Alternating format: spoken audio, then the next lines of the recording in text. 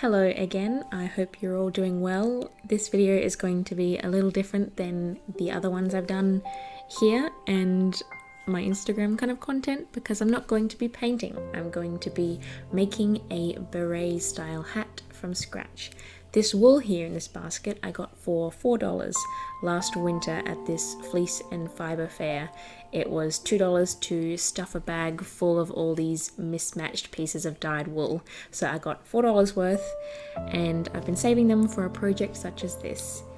It's a perfect time for me to make a cozy hat like this as it's now autumn in Australia and the days and nights are ever so slowly getting colder. Now here I've actually spun and plied enough for 2 balls of wool already. I was thinking I'd need about 3 to make the hat, which ended up being almost perfect. So that leaves 1 more to make, and I decided to finish up outside because this last week the weather has been wonderfully cool.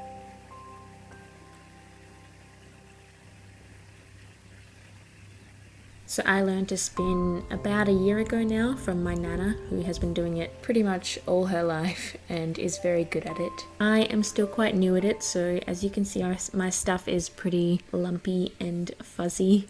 I know it sounds like I'm just saying it, but I do prefer it this way. I like things that have a bit more character and texture and look very homemade, which is actually quite convenient because I've never been very good at making things look uniform and structured. Everyone is a little bit different and I'm a little bit all over the place. So I imagine my spinning will stay like this.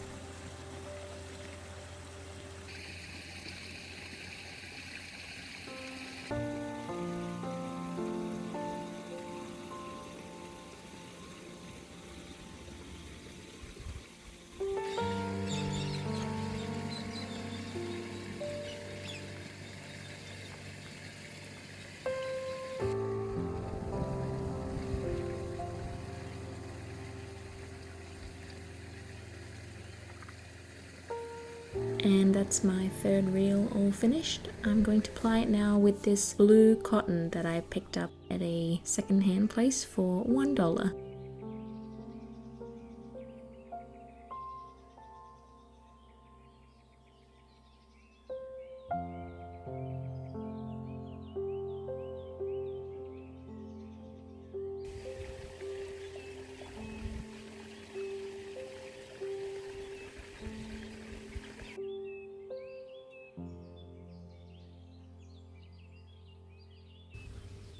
And here we have all 3 balls finished and ready to be washed.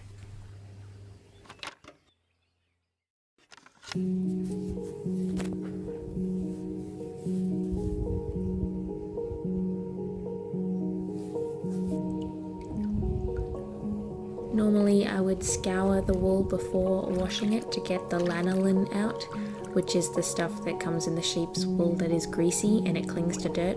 But this stuff came, not straight from the sheep, and it wasn't very greasy at all. So I imagine it was scoured probably when it was dyed. I'm just washing it for peace of mind and because it was a little bit dirty.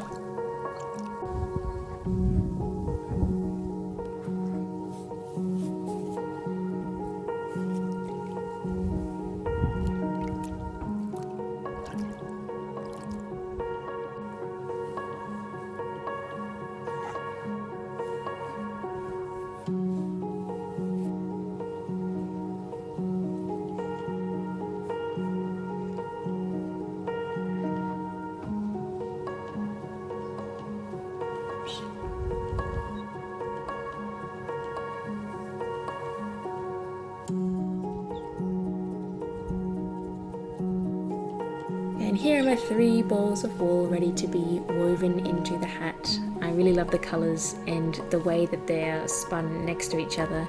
I was planning to make it like stripy because you weave it around in a circle. Now for this hat I won't be crocheting or knitting but actually weaving, which is super cool, and this is the first time I've ever done it. I've always loved the way that weaving looks, and my nana brought out this hat one day. She has one identical to the one I'm making, and I thought, wow, I'd love to make one like that. And she still had the pattern from when she made it, I don't know, maybe 30 or 40 years ago. She didn't really remember much about how she made it, but she had the pattern that you kind of trace on and put these little numbers and dots through. And then we kind of tried to figure it out and look at it and see how it would work. And I looked up a little bit online about kind of how to do it and just kind of made up the rest, and it worked really well, and I enjoyed it because I wasn't really mindlessly following instructions, but I had to like figure out why I was doing each step and how that was going to make the hat functional.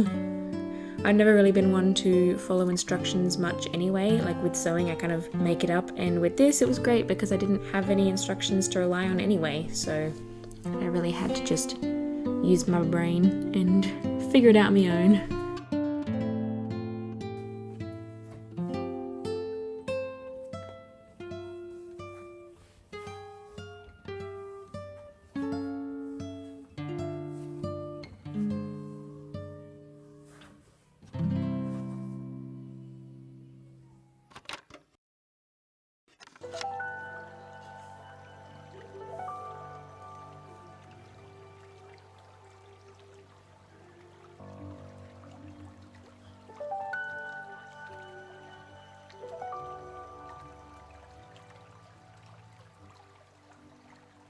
I think there's quite a lot of pressure that we feel, or at least I have felt it a lot, to kind of keep in our little boxes of what we do, whether you're a teacher, a writer, a painter, a sculptor, even within the kind of realm of art and craft.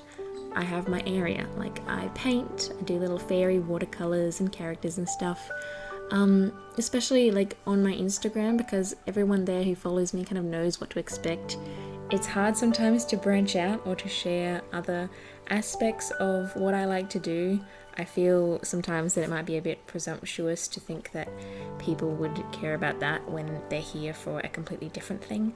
I have never really liked the idea of staying in our little boxes and not feeling free to try new things, though I still feel myself thinking it at times, like, oh, you know, it would be nice to try this or to do that sometime, but that's not really me. Like, I'm a painter, like I've chosen my thing, but I mean, that's ridiculous. I find it very inspiring when I hear about, you know, a lady who was an actress and then she wrote a book and then she learned to surf and started hiking and took up watercolor, you know, like as people, we're so much more than these little labels that we put on ourselves. So I would like to remind myself that more, and feel free to share a little more of my other hobbies and interests online, because I have many of them and I would like to try other ones.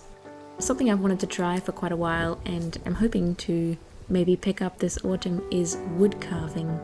I've seen some people make some beautiful little carvings from wood. I really love all these crafty hobbies that are close to nature, like basket weaving, which I've done a little bit of, like with pine needles and vines, making paper, carving, spinning with wool and other fibers, dyeing, like with natural dyes I've done a little of, and also just the amount of resources we have now to learn these things, not just books but online, the internet, and for free. Many of these skills that I have learned are just looking up on YouTube, and people post all these free tutorials. There are many crafts that I should like to get proficient at, and hopefully bring you along in future on some of my ventures. So my experience making this hat was very lovely. I definitely want to try weaving again. If you're thinking of trying spinning or weaving or any of these things, I definitely recommend it. I think it took me about a week of just on and off working on this. Some parts were trickier than others, but the actual motion of the weaving was very calming, and it was nice to have it all stiff on the cardboard with me and easy to work on. So now here I'm working on the second side of this piece of cardboard. The other side is going to be the top of the hat, and this is the part that kind of curls under. And here it is done. Now we have the dreaded moment of cutting the cardboard away. This was a lot trickier than I made it look with my editing. First I had to cut around all the edge, freeing the little parts that go through the holes without snipping them. Yes, that was tricky. And then I had to get the cardboard out on the inside. So after making this hole with a piece of metal, just rubbing it back and forth, I just kind of ripped it with my fingers and tried to free all of the sections.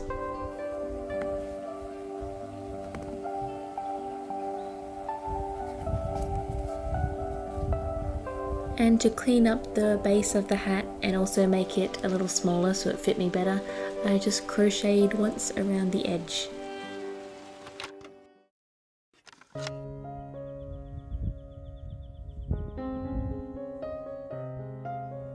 Here is the finished hat. I'm really happy with how it turned out. I think it looks very nice on. And the colours themselves I think are very earthy but quirky. The look of the weaving pattern is just really beautiful to me. And it's very comfortable. I wasn't quite sure what kind of wool it was, merino or crossbred, so I thought it might have been itchy, but not itchy at all. It's very soft and nice to wear. And of course the whole project was like less than $2 with the amount of wool that I ended up spinning. I hope the rest of your March is beautiful and inspiring. Thanks very much for watching, and I'll see you later.